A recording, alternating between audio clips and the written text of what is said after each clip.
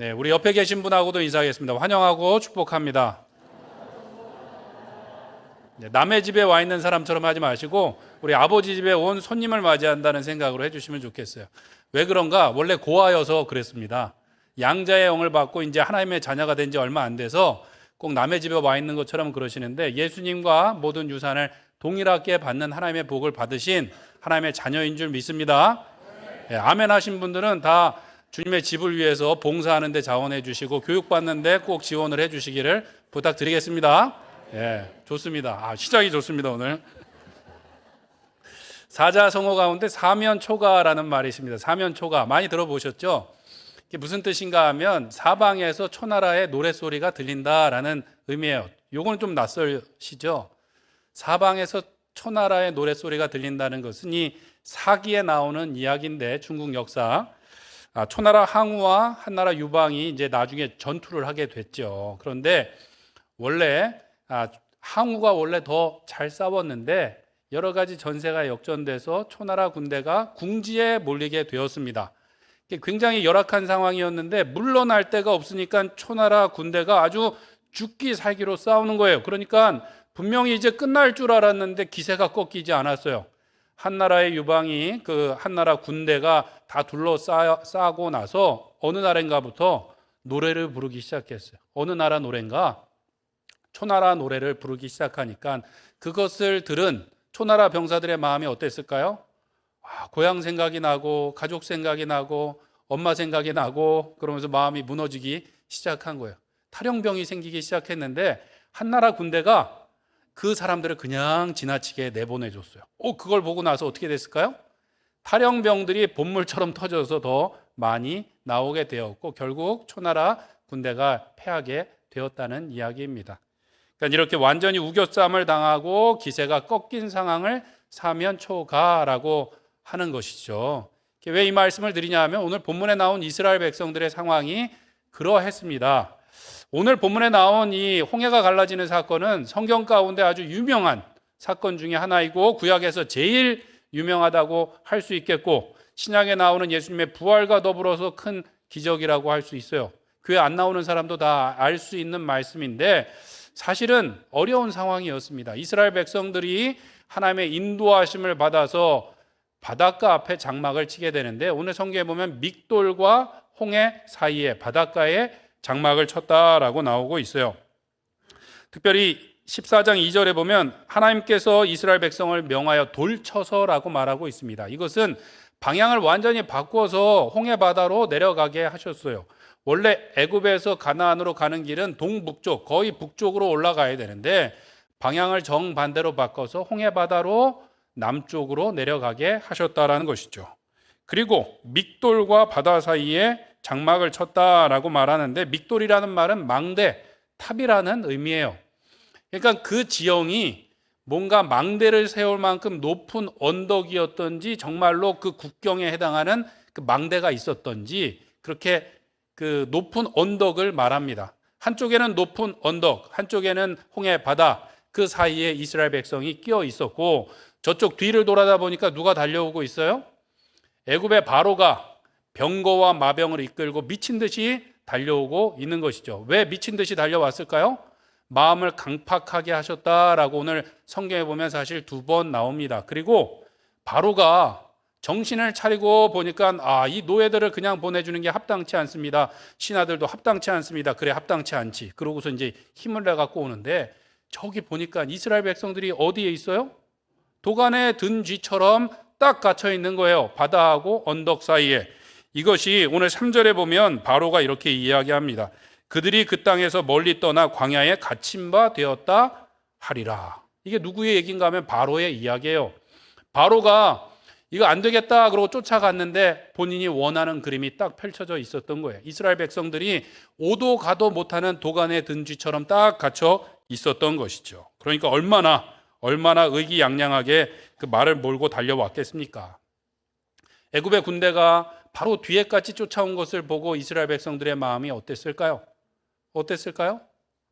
10절에 보니까 심히 두려워 여호와께 부르짖었다라고 말씀하고 있어요. 부르짖었다. 산으로 올라갈 수도 없고 바다로 뛰어들 수도 없고 도망갈 수도 없고 왜요? 걸어가는데 저쪽은 말 타고 쫓아오니까 갈 데가 없었어요. 심히 두려워서 여호와께 부르짖었다라고 말하는데 기도하면서 막 이렇게 했던 것 같지는 않아요. 왜 그런가 보니까 그 바로 다음 말씀에 보면 원망하고 불평했던 이야기가 나오게 됩니다. 무슨 원망을 하는가? 모세를 붙잡고 애굽에서 매장지가 없어서 우리를 이 광야까지 끌어내서 여기서 죽게 하느냐? 우리가 이전에 이야기했던 거 아니냐? 우리를 가만 내버려 두라고. 여기서 죽는 것보다 애굽에서 애굽 사람들을 섬기는 것이 그들의 종이었던 것이 훨씬 날 뻔했지 않느냐라고 이렇게 모세를 원망하게 됩니다. 이전에는 모세를 통하여 하나님께서 너희 조상들에게 주신 그 약속, 이제 400년이 지났는데 하나님께서 지키실 거야. 그랬더니 그들의 마음이 뜨거워지고 정말로 하나님께서 놀라운 기적을 일으켜서 출애굽할 때까지만 해도 얼마나 마음이 좋았겠습니까? 그런데 그 앞에 바다가 보이고 뒤에서 애굽의 군대가 쫓아오는 것을 볼 때 믿음이 싹 사라진 것이죠. 하나님을 믿었던 믿음이 사라지고 모세를 의지했던 마음이 사라지고 하나님께 대한 불신과 모세에 대한 원망이 아주 독한 말로 표현이 되는 거예요. 우리가 죽게 생겼고 무덤이 없어서 여기까지 데리고 왔느냐라고 원망하는 것이죠. 그리고 우리가 이전에 이야기하지 않았느냐는 건 뭐예요? 우리가 이전에 이렇게 하지 말자고 했는데 너 때문에 여기 왔다. 나는 잘못이 없다. 라고 거짓말 사실은 하고 있는 거예요. 얼마나 유치하고 우습습니까? 일이 잘못되고 나니까 뭐예요? 다 당신 탓입니다. 라고 말을 하고 있는데 죄된 인간의 연약한 모습이라고 하겠습니다. 이스라엘 백성들만 그런 것이 아니라 우리 모두가 사실은 그런 마음들이 있어요. 살다 보면 사면 초가에 처하는 상황들이 있나요? 없나요? 예, 있죠. 한 번도 없으신 척하지만 사실 살다 보면 어려움이 찾아오기 마련입니다. 건강에 문제가 생기기도 하고 사실 건강에 문제가 생기는 것이 아니라 병원에서 큰 병원 가보세요라는 말만 들어도 심장이 떨리나요? 안 떨리나요? 떨리죠. 경제적으로 문제가 생기고 또 꼭 그럴 때 가정이나 자녀들의 문제가 겹칠 때가 있어요. 그러면 마음이 답답하고 갈 바를 알지 못하고 두려움이 찾아올 때가 있다라는 것이죠. 어떤 두려움인가? 죽을 것 같은 두려움, 다 끝난 것 같은 두려움을 갖게 돼요. 왜요? 아직 상황은 그렇게 펼쳐지지 않았는데 사람의 마음이 그런 거예요. 미리 당겨서 염려하게 되고 상상하게 되는 거예요. 아직 일이 펼쳐지지 않았지만 분명히 이 일 다음에 이것도 잘못되고 저것도 잘못되면 우리가 다 망하게 생겼구나라고 두려움이 찾아오면 절망하게 되고 극단적인 말을 하고 또 소망을 찾는 것이 아니라 원망하며 비난의 대상을 찾게 되는 것이죠. 오늘 이스라엘 백성들도 무슨 이야기를 하나요? 무덤 이야기를 하는 것이죠. 무덤. 죽음에 대해서 이야기하고 최악의 상황에 대해서 이야기하고 독한 말로 누구를 비판하나요? 비난하나요? 모세를 비난하는 거죠. 다 당신 때문이라는 거예요. 우리는 전에 이야기하길 여기 오지 말자고 했었다고 이야기하면서 모세를 비난하고 있습니다. 이것은 죄를 지은 인간의 뿌리 깊은 병이라고 하겠습니다. 아담과 하와가 처음 죄를 짓고 나서 이 두려움이 어디서 왔는가? 하나님께서 아담아 부르시는데 그 소리를 듣고 아담이 대답하긴 하는데 뭐라 그러냐면 내가 벗었으므로 두려워하여 숨었습니다 라고 말해요. 벗었다는 걸 알았는데 부끄러워하는 것이 아니라 뭐라고요? 두려워서 숨었다라고 말합니다. 죄의 결과가 두려움이에요. 하나님께서 그들을 찾아오셨지만 그들은 회개하지 않았습니다. 핑계하고 비난하고 원망했어요. 아담이 뭐라고 말하나요? 누가 이 열매를 따서 먹게 하였느냐 그랬더니 하나님께서 내게 주신 이 여자가 주어서 먹었습니다 라고 말해요. 누구 때문이라고요? 하와 때문이라고 이야기를 하죠.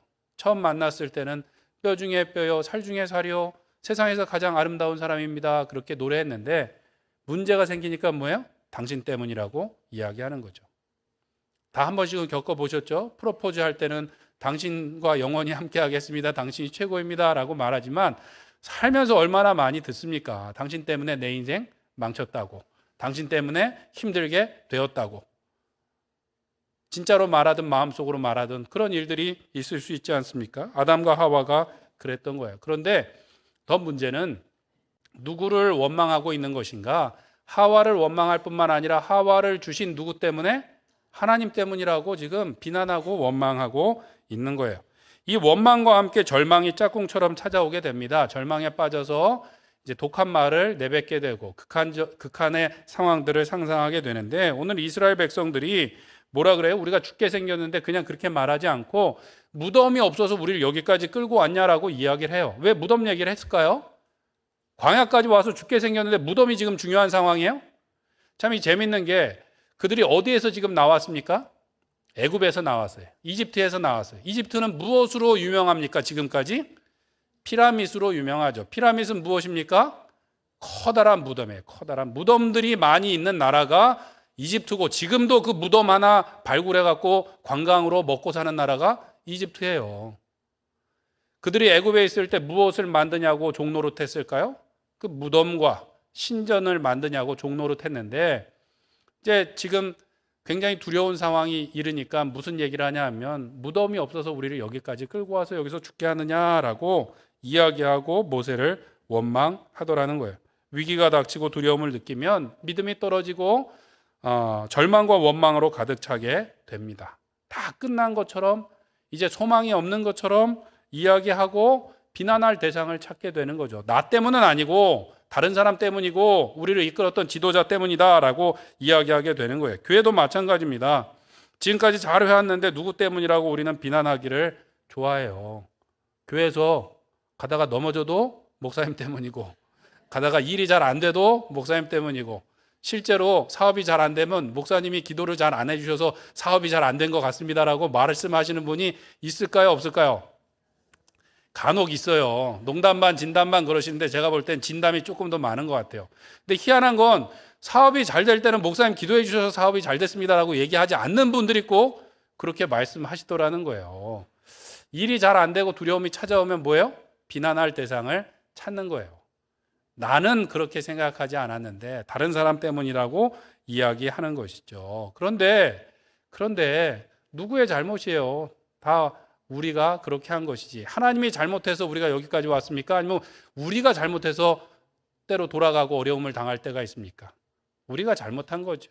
우리의 부족하고 연약함에도 하나님께서 지켜주셔서 여기까지 온 거라는 것을 우리가 기억해야 되는 겁니다. 우리에게 있는 성적표는 떠나간 누구의 성적표가 아니에요. 하나님의 성적표가 아니라 남아있는 우리의 성적표이고, 불신하고 불평하고 원망하는 사람들의 성적표라고 할 수 있습니다. 하나님께서 굳이 이스라엘 백성들을 이 막다른 길로 인도하시는 이유가 무엇인지가 사실은 중요합니다. 왜 꼭 그런 일들이 있지 않습니까? 은혜 받고 나면 시험에 들지 않도록 조심하라고 옛날에 이제 어른들이 그랬어요. 기도원 가서 은혜 받고 오면 꼭 사단이 역사할 수 있으니까 조심하라고. 이스라엘 백성들의 상황이 마침 그렇습니다. 놀라운 기적을 통해서 출애굽 사건을 경험하고 의기양양하게 나왔는데 지금 어떻게 된 거예요? 아주 어려운 위기에 처하게 된 것이죠. 왜 하나님께서는 우리를 가끔 보면 이해할 수 없는 어려운 길로 인도하실까?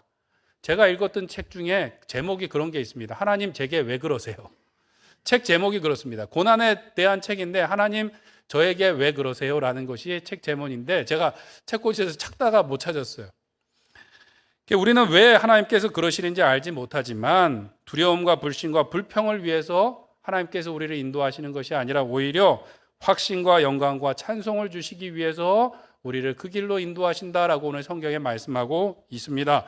16절에 보니까 바로와 그의 모든 군대와 그의 병거와 마병으로 말미암아 무엇을 얻으리니? 영광을 얻으리니. 16절과 17절에 두 번 말씀하고 계세요. 영광을 얻을 것이다 라고 말씀하시고, 오늘 14장 마지막 31절에 보면 우리 한번 같이 읽겠습니다. 시작. 이스라엘이 여호와께서 애굽 사람들에게 행하신 그 능력을 보았으므로 백성이 여호와를 경외하며 여호와와 그의 종 모세를 믿었더라. 아멘. 하나님께서 우리를 홍해 앞으로 막다른 길로 인도하시는 것은 하나님께서 영광 받으시기 위함이고, 우리에게 믿음을 주셔서 하나님을 경외하고 하나님을 더욱더 잘 믿도록 해주시기 위함이라는 거예요. 이스라엘 백성들이 놀라운 기적을 체험하고 나왔는데 그 믿음이 대단했나요? 아니죠. 지금 길이 막힌 것만 같아도 벌써 벌벌 떨면서 원망하고 비난하기 시작했죠. 그러면 홍해가 갈라지는 기적을 경험하고 나서는 믿음이 아주 그냥 확실해졌을까요? 아니요. 14장 다음에 보면 물이 없어서 또 원망하면서 죽겠다고 하는 장면들이 나옵니다.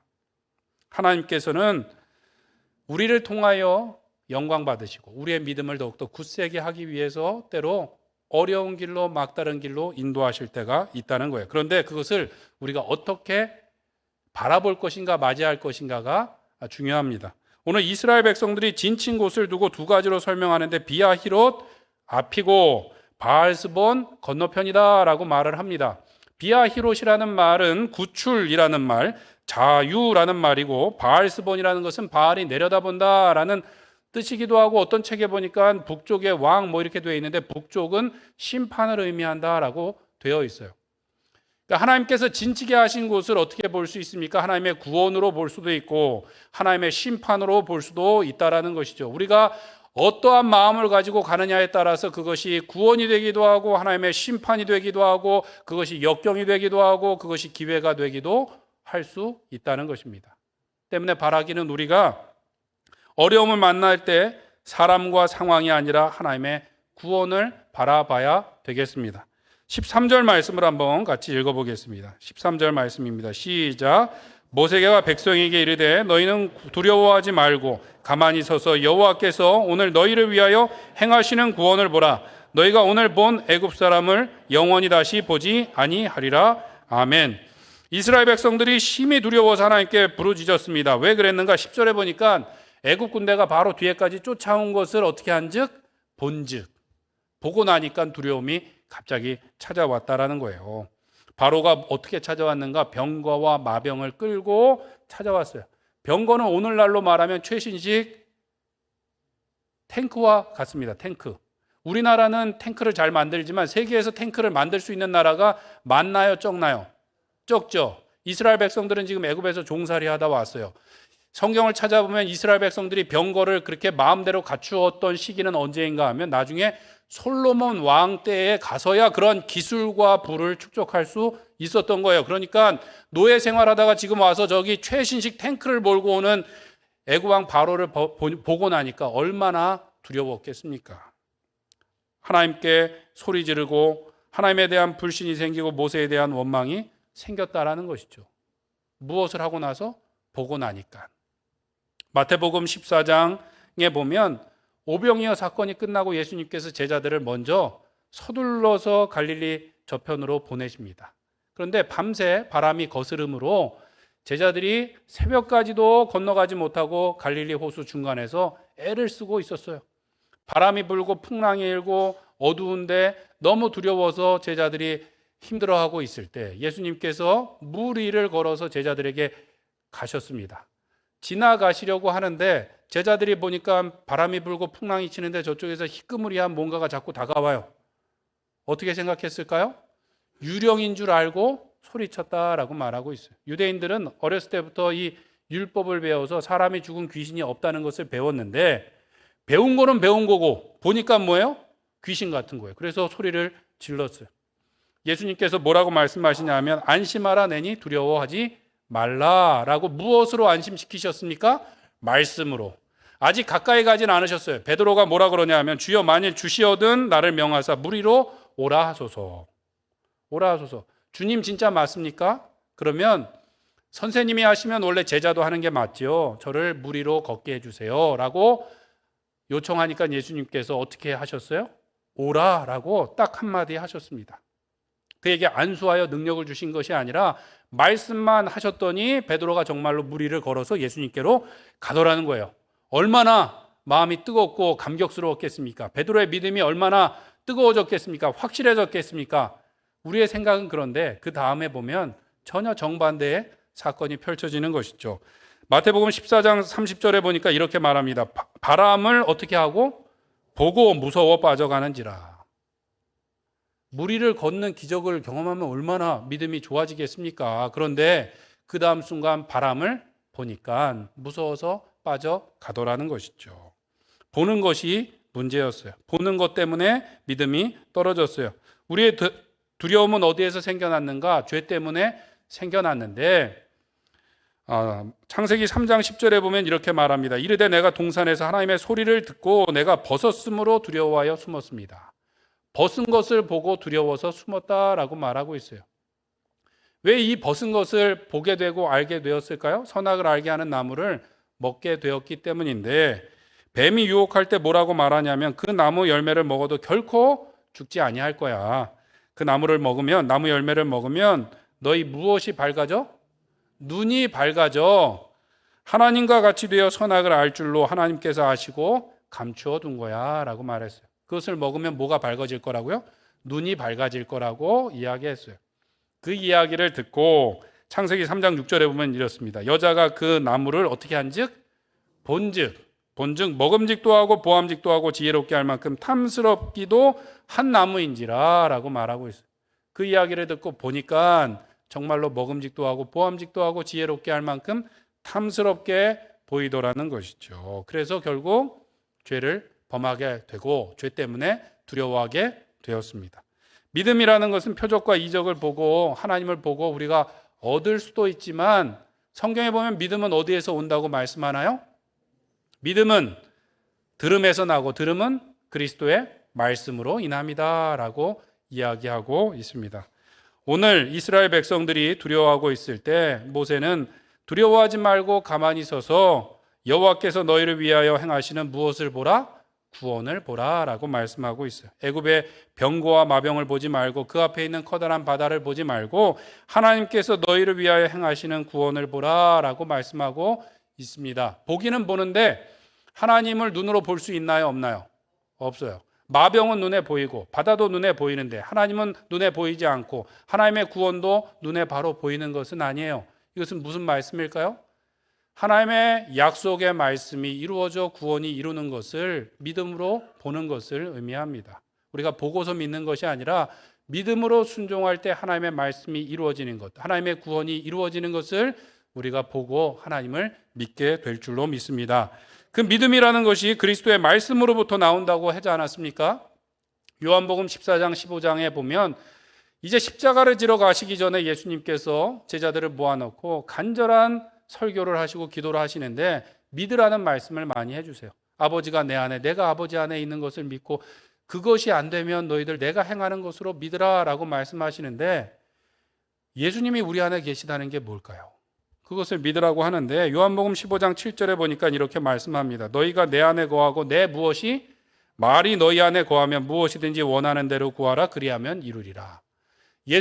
예수님께서 내 안에 계시다는 게 뭐예요? 예수님의 말씀이 내 안에 계시는 것이고, 예수님이 나와 동행하신다는 게 뭐예요? 예수님의 말씀과 내가 동행한다는 것을 의미하는 것이죠. 반대로 요한복음 8장에 보면 이런 말씀도 나옵니다. 나도 너희가 아브라함의 자손인 줄 아노라. 그러나 내 말이 너희 안에 있을 곳이 없으므로 나를 죽이려 하는도다. 말씀이 있으면 우리가 예수님과 동행하고 예수님을 보고 믿게 되고, 말씀이 우리 안에 없으면 뭐예요? 예수님을 보고도 보지 못하고 보고도 믿지 못하고 오히려 예수님을 죽이려고 했다라는 것이죠. 사랑하는 성도 여러분, 우리가 살아가면서 우리를 두렵게 할 만한 여러 상황들과 어려움들을 만나지만 그때 그 어려움들을 바라보는 것이 아니라 하나님의 구원을 바라볼 수 있기를 소원합니다. 어떻게 해요? 주님의 말씀을 붙들고 그 말씀이 이루어지는 것을 경험함으로 살아계신 하나님과 그 구원을 경험하시는 우리 성도님들 되시길 간절히 축원합니다. 기술이 발전하고 경제가 발전하면서 더 살기 좋아져야 되는데 그렇지 못할 때가 있어요. 분명히 30년 전, 40년 전보다 우리는 더 잘 살게 되었고 더 편안한 생활을 하지만 더 많이 두려워할까요? 안 두려워할까요? 더 많이 두려워하고 있어요. 더 여유가 없습니다. 왜 그럴까요? 보는 것 때문에 그렇습니다. 보는 것. TV에서 다른 사람들이 잘 사는 걸 너무 많이 봤고, 핸드폰을 통해서 SNS에 보니까 페이스북에 또 인스타그램에 트위터에, 그다음에 어른들은 뭐예요? 카톡 푸사를 보니까 저 집은 해외여행을 갔구나, 우리 집은 지금 10년 동안 한 번도 못 갔는데, 이런 생각을 하면서 보고 나니까 어때요? 나만 없는 것 같고 나만 못 가는 것 같고 나만 가지지 못한 것 같고 우리 자녀들만 손해보는 것 같은 마음이 들 수 있는 것이죠.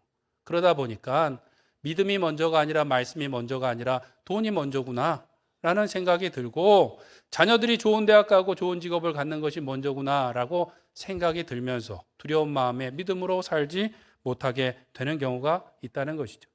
바라기는 사랑하는 우리 성도 여러분, 살아계신 하나님의 놀라운 역사를 바라보며 믿음으로 살아가시길 간절히 축원합니다. 우리의 보는 것이 아니라 하나님의 말씀이 우리 안에 있으므로 살아계신 하나님의 구원의 역사를 날마다 경험하시며 하나님께 영광 돌리는 우리 로뎀교회 모든 성도님들 되시길 축원합니다. 두 번째로 우리는 믿음으로 가만히 서 있어야 되겠습니다. 출애굽기 14장 14절 말씀 한번 같이 읽겠습니다. 시작. 여호와께서 너희를 위하여 싸우시리니 너희는 가만히 있을지니라. 아멘. 13절 14절 반복해서 말씀하시는 것이 무엇인가 하면 가만히 서서 하나님의 구원을 보라는 거예요. 내가 아니라 누가 싸워주신다고요? 하나님께서 대신 싸워주실 것이다 라고 말씀하고 있어요. 가만히 서 있다라는 것은 아무것도 하지 말아라는 말씀이 아니라 적극적으로 믿음의 행동을 하는 것입니다. 왜냐하면 우리는 본성적으로 가만히 있을 수 없는 사람이기 때문에 믿음을 가지고 움직이지 못하게 우리 자신을 통제해야 되는 것이 믿음이라는 거예요. 왜 그런가?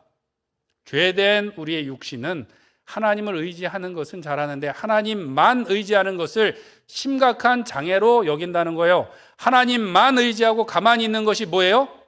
장애로 여긴대요. 뭔가 병으로 여긴대요. 그 자꾸만 움직이려고 하니까 움직이지 않도록 하는 것이 믿음의 행동이라고 오늘 성경은 말씀하고 있습니다.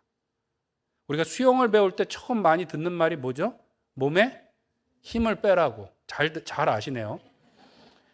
자꾸 몸이 가라앉는데 그래서 막 호적되면 아니래요. 몸에 힘을 빼면 물 위에 뜰 거라고. 그 말을 믿기까지도 너무 오래 걸렸는데 그 말을 믿고 힘을 빼려고 그래도 힘이 잘 빠지나요? 안 빠지나요? 잘 안 빠지죠. 잘 안 빠집니다. 그런데 정말로 노력해서 힘을 빼니까 정말로 물 위에 둥둥 뜨고 숨을 쉴 수 있게 되더라는 것이죠. 다른 운동도 비슷합니다. 운동의 고수들이 하는 말이 뭐냐면 힘을 빼라는 거예요. 그리고 예비 동작하지 말라고, 먼저 움직이지 말라고 이야기를 합니다. 하나님께서 우리에게 하시는 말씀이 뭐예요? 힘을 빼라는 거예요. 힘을 빼라고. 네가 아니라 내가 할 거니까 힘을 빼고 네 방법과 네 생각을 내려놓고 가만히 있어봐 라고 우리에게 말씀하시는데 그 말씀이 믿어지기도 힘들고 그것을 믿고 힘을 빼려고 그러는데도 잘 안 빠지는 것이 우리의 삶의 형편이라고 할 수 있겠습니다. 근데 중요한 것은 그러든지 어쩌든지 어렵든지 쉽든지 중요한 것은 그 자리에 서 있는 거예요. 가만히 서서 여호와께서 행하시는 구원을 보라고 말씀하지 않습니까? 가만히 서 있으라는 것은 딴 데 가지 말고 거기 있으라는 거예요. 그 상황이 어렵고 힘들어도 하나님께서 보내신 그 자리에서 버티는 것이 믿음이라고 이야기하고 있습니다. 때로는 하나님께서 하시는 일이 다 이해가 되지 않아요. 하나님 왜 여기에 보내셨는지 언제까지 있어야 되는지 이 모든 일이 나중에 무슨 의미가 있는지 알 수 없지만 어떻게 해요? 버티는 것이 믿음이에요. 버티는 것. 거기 서 있는 것이 믿음이에요. 나에게는 능력도 없고 나에게는 감당할 자신도 없지만 거기 서 있는 것이 믿음이라는 것이죠.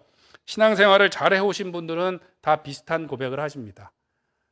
분명히 권사가 되고 안수집사가 되고 장로가 되고 교회에 굉장히 중요한 역할을 감당하시는데 뭐라 그러시냐 하면 목사님 저는 아무것도 몰라요. 제가 처음에 이사 왔더니 옆집에 사는 권사님이 나를 전도해서 교회에 끌고 왔는데 새가족 교육하라 그래서 했더니 그 다음에는 양육받으라 그래서 양육받았더니 권찰이라는 직분을 주고 집사 직분을 주고 그래서 저는 기도도 못하니까 받을 수 없습니다. 그랬더니 암소리 말고 내 옆에만 있어. 그 말을 듣고 그냥 가만히만 있다가 보니까 또 뭐예요? 그 다음에 구역장을 시키고 지역장을 시키고 권사 직분을 주고 여기까지 왔지만 목사님 저는 기도도 못하고 아무것도 모릅니다라고 고백하시지만 얼마나 교회와 교인을 잘 섬기는 권사님인지 또 중직자인지 알 수가 없습니다. 정말로 잘 섬기는데도 그렇게 말씀하세요. 저는 아무것도 모르고 여기까지 왔어요. 직접적으로 말씀은 안 하셨지만 누가 했다는 거예요? 하나님이 하셨다는 거죠. 난 여전히 아무것도 모르는데 하나님, 목사님 여기 와 있어요. 거기 그냥 서 있었더니 하나님께서 여기 인도해 주셨어요 라고 고백하시는 것이죠. 믿음은 하나님께서 보내주신 그곳에 서 있는 거예요. 버티고 견디고 하나님을 기다리는 것이 믿음이고 언제까지 기다려야 되는가? 하나님이 옮겨주실 때까지. 내가 손 쓰지 않고 하나님의 손이 움직이실 때까지 기다리는 것이 믿음입니다. 오늘 31절에 보면 그 큰 능력을 보았으므로 이스라엘 백성들이 하나님을 경외하게 되었고 하나님을 믿게 되었다라고 말하는데, 그 큰 능력이라는 그 말씀에 보면 숫자가 써 있고 맨 밑에 또 뭐라고 써 있냐면 손이라고 되어 있어요. 손. 다른 말로 하면 그 큰 손을 보았으므로 그들이 하나님을 경외하게 되었다라는 거예요. 내 손을 먼저 쓰는 것이 아니라 누구의 손을 기다려야 되는 거예요? 하나님의 손을 기다려야 되는 거죠. 보통은 우리가 내가 손 써볼 거 다 써보고 하다 안 되면 천부의 의지 없어서 손 들고 주님 앞에 옵니다. 그때 이제 손 들고 나오는데, 그렇지 않기 위해서는 어떻게 해야 될까요? 먼저 손을 들고 하나님 앞에 기도하는 일이 우리에게 있어야 될 줄로 믿습니다. 그래서 5만 번 기도 응답을 받았다는 조지 밀러 목사님은 이렇게 말했어요. 절대로 주님보다 앞서지 말자. 성령님보다 앞서지 말자. 무엇보다 앞서지 말자? 기도보다 앞서지 말자. 기도보다 앞서지 말자. 기도하는 손보다 앞서지 말자라고 이야기했다라는 것이죠. 사랑하는 성도 여러분, 하나님의 손보다 내 손이 앞서지 않도록 오늘도 먼저 빈손으로 손을 들고 하나님 앞에 기도할 수 있는 우리 모든 로뎀교회 성도님들 되시길 간절히 축원합니다. 하나님께서는 오늘도 이것을 훈련시키길 원하세요. 이스라엘 백성들이 놀라운 기적을 경험하고 홍해가 갈라지는 것을 경험했어도 그 다음 순간 바로 어떻게 해요? 믿음이 떨어지고 불평하는 일들이 있었어요. 몸에 힘을 빼는데 시간이 걸리더라는 것이죠. 오늘도 역시 하나님께서 우리를 하나님을 경외하는 데 사용하시고 하나님께 영광 돌리는데 사용하시기 위하여 때로는 어려운 길로 보내실 수 있는데, 그때 내 손이 먼저 움직이지 않고 기도하는 손으로 주님 앞에 먼저 나가는 것을 연습해야 될 줄로 믿습니다. 고린도후서 1장 8절에서 9절에 보면 사도 바울이 이렇게 고백합니다. 우리 한번 같이 읽겠습니다. 형제들아, 우리가 아시아에서 당한 환난을 너희가 모르기를 원하지 아니하노니 힘에 겹도록 심한 고난을 당하여 살 소망까지 끊어지고 우리는 우리 자신이 사형 선고를 받은 줄 알았으니 이는 우리로 자기를 의지하지 말고 오직 죽은 자를 다시 살리는 하나님만 의지하게 하심이라. 아멘. 백전의 믿음의 용사였던 사도 바울도 뭐라 그러냐면, 아시아에서 당했던 일을 여러분들도 꼭 알기를 바랍니다. 우리가 정말로 심한 고난을 당하여 살 소망이 끊어지고 사형 선고를 받은 것 같았는데 알고 보니까 이게 뭐예요? 자기를 의지하지 않고 죽은 자를 살리시는 하나님을 의지하게 하려 하시는 하나님의 놀라운 섭리였습니다 라고 이야기하고 있더라는 것이죠. 사랑하는 성도 여러분, 우리를 의지하는 것이 아니라 죽은 자도 살리시는 부활의 하나님을 바라보시기를 간절히 축원드립니다. 큰 바다와 파도 앞에서 우리들은 다 두려워할 수밖에 없지만 어떤 사람들은 큰 파도가 오기를 기다리는 사람들도 있어요. 누가 그럴까요? 서핑하는 사람들은 큰 파도가 오기를 기다렸다가 그 파도 위에 올라가더라는 것이죠. 실제로 미국에 있을 때 제 지도 교수님은 날마다 그 캘리포니아 바다에 가서 아침에 큐티를 하신대요. 그 바다에 서 있으면 내가 얼마나 작은 존재인지를 알게 되고 하나님 앞에 기도하게 된다는 거예요. 그리고 파도가 칠 때 그것을 두려워하지 않고 그 위에 올라탈 수 있도록 하나님께서 해주시면서 우리 인생을 살면서 어려운 파도를 만나도 하나님께서 그렇게 인도해 주실 것을 믿게 되더라고 이야기를 해주셨습니다. 우리도 여러 가지 어려움이 찾아올 때 두려워할 것이 아니라 우리를 통하여 영광 받으시고 우리에게 믿음을 더하실 하나님을 바라보며 능히 승리하며 하나님께 영광 돌리고 굳건한 믿음으로 축복의 통로가 되시는 우리 모든 로뎀교회 성도님들 되시길 간절히 축원합니다. 우리 함께 기도하겠습니다. 기도하실 때 하나님